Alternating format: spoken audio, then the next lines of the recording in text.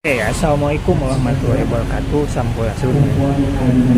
Hari ini saya tengah ada janji sama sahabat muda saya.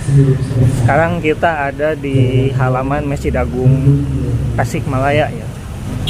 Jadi kali ini kita akan melakukan penelusuran kembali ya titik-titik bersejarah di kota Tasikmalaya ya. Tapi sebelumnya saya nyari temennya dulu ya. Katanya lokasinya dekat Betul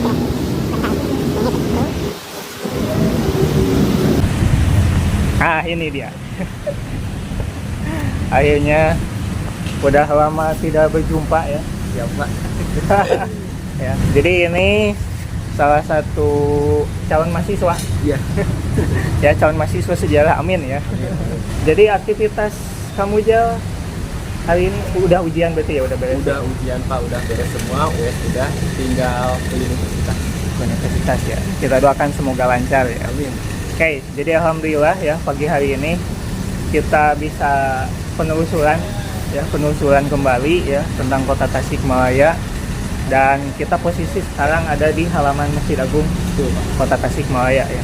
Nah, jadi hari ini itu ya kita rencananya akan menelusuri kota Tasikmalaya itu dalam rangka kita itu menggali peristiwa seputar kemerdekaan ya, pasca kemerdekaan. Jadi peristiwa agresi militer Belanda pertama ya. Jadi ada beberapa foto yang menarik yang kita temukan dari arsip Belanda. Sebetulnya banyak tempat-tempatnya ya, tapi kita akan penelusurannya itu searah jauh-jauh.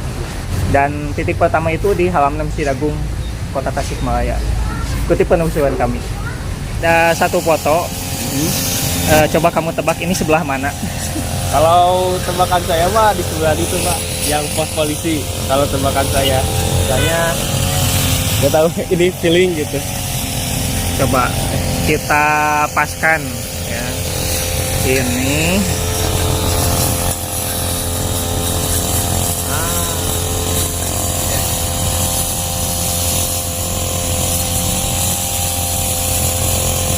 jadi tebakanmu salah.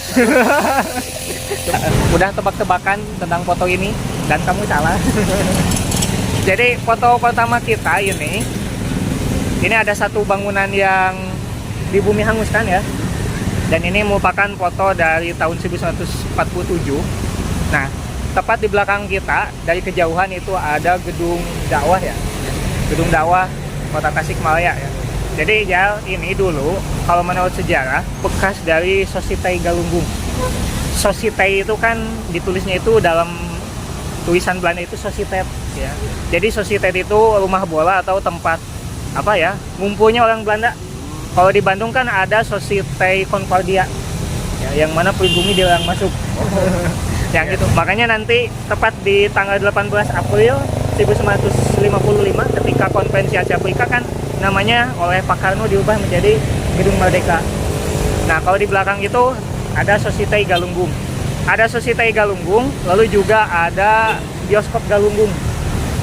Nah, itu yang sekarang jadi samping gedung dakwah itu bekas bioskop Galunggung. Jadi dulunya bioskop pertama di kota Tasikmalaya zaman Belanda yang itu. Ya, seperti itu ya. Cuman ada beberapa bioskop. Nah, nantinya setelah merdeka juga masih jadi bioskop, cuman kan kesannya aneh gitu ya, bioskop samping Masjid Agung gitu, itu sangat mengganggu sekali. Lalu kan sebelah sana pernah ada rel kereta api juga ya, tram Tasikmalaya Singaparna itu pernah melalui jalur ini ya. Nah, jadi uniknya itu ternyata ini termasuk lokasi yang di bumi hanguskan. Jadi peristiwa bumi hangus itu bukan hanya di Bandung saja ya Jang ya. Di Ciamis ada, di Garut ada ya. Yang pasti kamu tahu nggak fungsi bumi hangus itu waktu zaman perang? Yang saya ketahui, taktik bumi hangus itu untuk menghancurkan infrastruktur yang ada agar tidak kembali digunakan oleh pihak musuh ya, dalam hal ini Belanda ya. Jadi salah satu bangunan yang di bumi hanguskan itu adalah gedung Sositai ini ya. Ini fotonya. Kita ke titik kedua ya. Kita tepat berada di depan ya. depan ya. Kita berada di depan Masjid Agung kota Tasikmalaya, dan di tangan kita ada 2 foto, coba kamu perlihatkan. Nah, itu ya. Jadi ini foto Masjid Agung. Ini rombakan ketiga. Jadi Masjid Agung ini didirikan di tanah wakaf milik Bupati Sumedang ya. Raden Arya Adipati Suryatmaja ya saat itu, atau Pangeran Mekah ya. Jadi masjid ini didirikan tahun 1886 ya. Nah, yang unik Jal, kalau kamu lihat foto yang ini kan ada lapang tenis ya. Sebetulnya di belakang kita ini yang jadi halaman masjid itu dulunya itu jalan raya, jalan Masjid Agung yang sekarang jadi halaman. Terus juga di depan dari jalannya itu lapang tenis juga. Tapi lapang tenis itu digunakan khusus untuk pribumi. Yang saya lihat dari foto gambar ini ialah tatkala Belanda melancarkan serangan ke kota Tasik. Nah, bisa dilihat di sini ada airdrop atau bantuan udara. Ada dua buah gitu yang diturunkan dari pesawat transport Belanda gitu ketika invasi Belanda ke Tasikmalaya. Nah, itu seperti itu, Pak. Ya, betul sekali ya. Jadi ini kalau dulu Bapak baca buku ya karya Pak Abdul Haris Nasution, ini terjadi tanggal 7 Agustus 1947 ya. Jadi saat itu diceritakan langit di kota Tasikmalaya itu tidak henti-hentinya dilalui oleh pesawat musuh ya Belanda ya. Jadi mereka ini menurunkan perbekalan ya, dalam hal ini obat-obatan, pasukan juga termasuk diturunkannya lewat terjun payung ini ya gitu ya. Itu tanggal 7 ya. Nah, nanti tepat di tanggal 8 Agustus 1947 kota Tasikmalaya diduduki oleh Belanda ya, saat itu ya. Tapi intinya ini sudah dibumi hanguskan terlebih dahulu ya oleh para pejuang kita. Kita sekarang berada di Jalan Galunggung ya. Jalan Galunggung. Nah, di dalam buku Pak Nasution ya, diceritakan oleh beliau bahwasanya di tanggal 23 Juli 1947 ya, itu selang 2 hari ketika Belanda mulai melancarkan agresi militer Belandanya ya tahun 1947, Belanda itu melalui pesawatnya sempat menjatuhkan bom di Jalan Galunggung ini ya. Jadi diceritakan ada 2 rumah yang kena bom itu ya, seperti itu ya.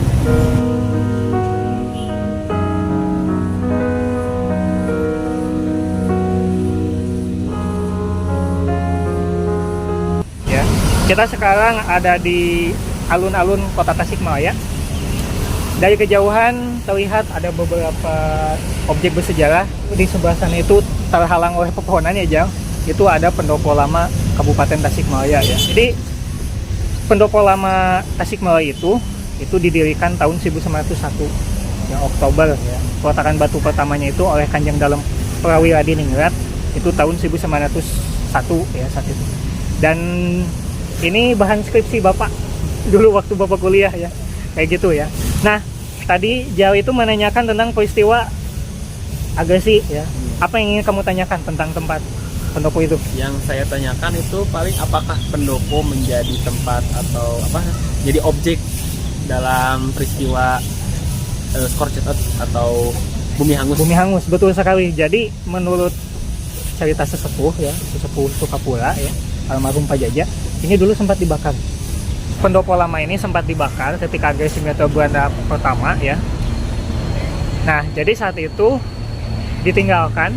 Wah, momennya pas bisa ada pesawat menyerang Tasikmalaya nih ya. Jadi kembali lagi, pendopo lama ini sempat dibakar ya di masa agresi militer Belanda 1.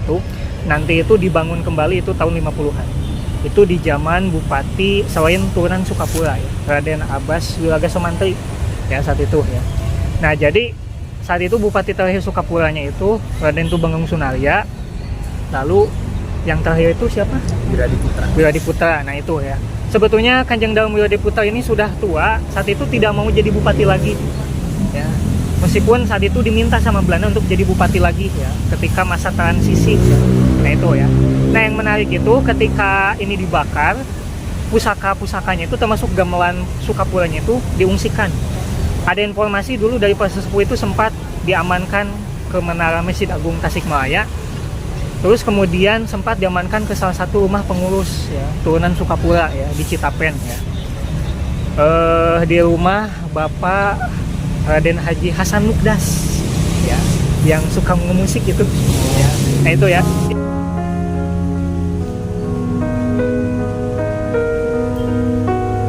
Kita sudah kembali lagi, hampir mendekati posisi awal ya. Seberang kita ada Masjid Agung Kota Tasikmalaya. Nah kita sekarang ada di Taman Kota ya. Nah dari kejauhan yang sekarang menjadi kantor Disduk Capil, itu dulunya itu bekas gedung asisten residen ya, penguasa Belanda gitu ya. Lalu di sebelah sana, di seberang itu ada gedung penjara mana ya. Nah ini ya, ini gedung penjara, lalu gedung Sosietet yang tadi, lalu Masjid Agung, dan di belakang gedung asisten residen ya. Nah jadi ada satu foto ya, zaman Belanda tahun 1920-an ya. Jadi ternyata ini itu alun-alunnya, alun-alun dari Kota Tasikmalaya saat itu ya. Jadi alun-alun kabupatennya belum ada ya, karena belum dibangun, belum didirikan ya, kayak gitu ya. Nah terus di sisi lain juga tahun 1937 ini sempat dibangun lapang tenis ya. Ada satu foto ketika agresi militer Belanda 1 ya. Jadi ini ada lapang tenisnya.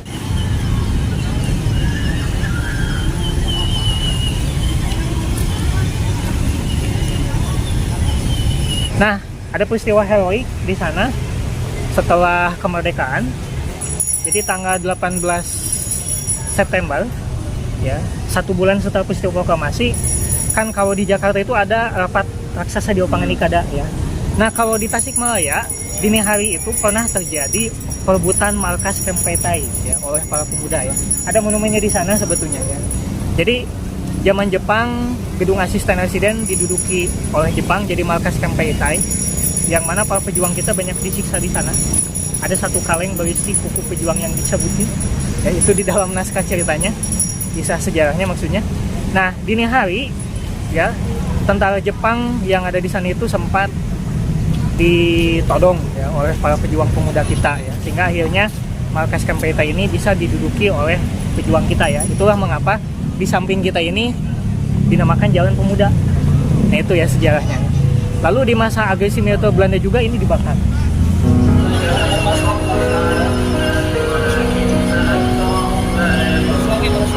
Nah itu ya terkait penelusuran kita tentang peristiwa seputar agresi militer Belanda 1 ya. Mudah-mudahan generasi muda tidak dibutakan oleh sejarah, dan itu sebetulnya bukti perjuangan para leluhur kita dalam mempertahankan Tasikmalaya ya, supaya tidak diduduki oleh Belanda. Maka bangunan-bangunan saat itu banyak dimusnahkan ya, banyak dibakar ya, atau politik bumi hangus ya, sama seperti yang ada di Bandung Lautan Api. Itu saja untuk penelusuran kita kali ini. Semoga di lain waktu kita bisa melakukan penelusuran yang lebih menarik lagi aja. Terima kasih aja. Dari kami ucapkan sekian. Saya Rijal dan juga Rijal ya. Biar topik kodaya. Wassalamualaikum warahmatullahi wabarakatuh. Sampurasun.